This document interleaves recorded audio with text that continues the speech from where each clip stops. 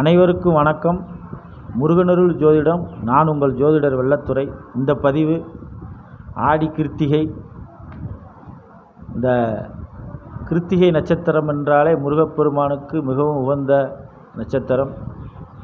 12 மாதத்தில் வரும் கிருத்திகை நட்சத்திரமும் முருகனுக்கு மிகவும் உகந்த நாள். அதிலும் கார்த்திகை மாதம் வரும் கார்த்திகை தீபத் திருநாள் மிகவும் முருகனுக்கு விசேஷமான நாள். அடுத்து ஆடி கிருத்திகை, அடுத்து தை கிருத்திகை. இது எல்லாமே முருகனுக்கு ரொம்ப விசேஷம். இந்த 12 கார்த்திகையில் இந்த 3 கார்த்திகைகள் மிகவும் சிறப்பு வாய்ந்த நாள். இந்த ஆடி கிருத்திகை என்று திருத்தணியில் மிகவும் கோலாகலமாக கொண்டாடுவாங்க. திருத்தணியில் ஆடி கிருத்திகை தான் முக்கியமான திருவிழாவே.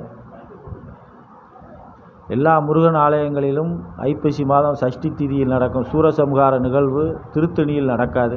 ஏன்னா அவர் சூரனை வென்று திருத்தணியில் கோபத்தை தணிக்க சென்றதால் தணிகை மலையில் இருப்பதால் அங்கே அவருக்கு புஷ்பாஞ்சலி பூஜை தான் நடக்கும்.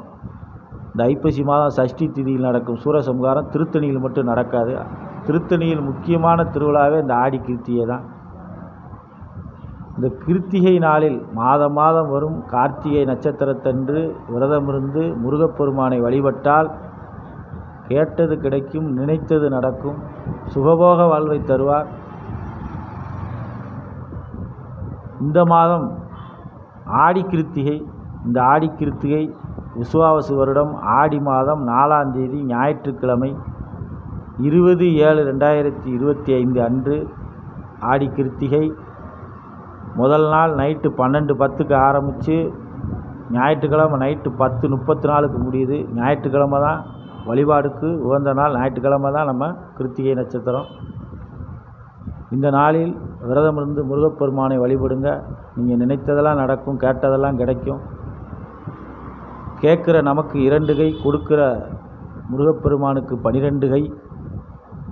12 கையால் கொடுக்கும் வள்ளல் முருகப்பெருமான். அவர் மனைவி வள்ளி. வள்ளல் அவர் மனைவி வள்ளி. ஆகையால் இந்த கிருத்திகை நட்சத்திரத்தன்று விரதமிருந்து திருத்தணி சென்று முருகப்பெருமானை வழிபட்டால் வாழ்வில் நமக்கு எல்லா சுகபோகங்களும் எல்லா சௌவாக்கியங்களும் கிடைக்கும். எல்லோரும் நம்ம திருத்தணி போய் முருகப்பெருமானை வழிபட முடியாது. திருத்தணி செல்ல முடியாதவர்கள் அறுபடை வீடுகளில் ஏதாவது ஒரு முருகன் கோயில் சென்று முருகப்பெருமானை வழிபடுங்க.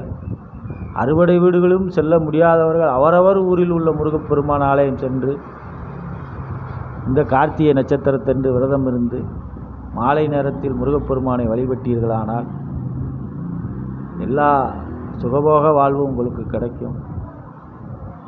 ஆகையால் இந்த ஆடி மாதம் 4ஆம் தேதி 20/7/2025 கிருத்திகை நட்சத்திரத்தன்று முருகப்பெருமானை வழிபட்டு எல்லாமல்ல முருகப்பெருமான் ஆசி அனைவருக்கும் கிடைத்து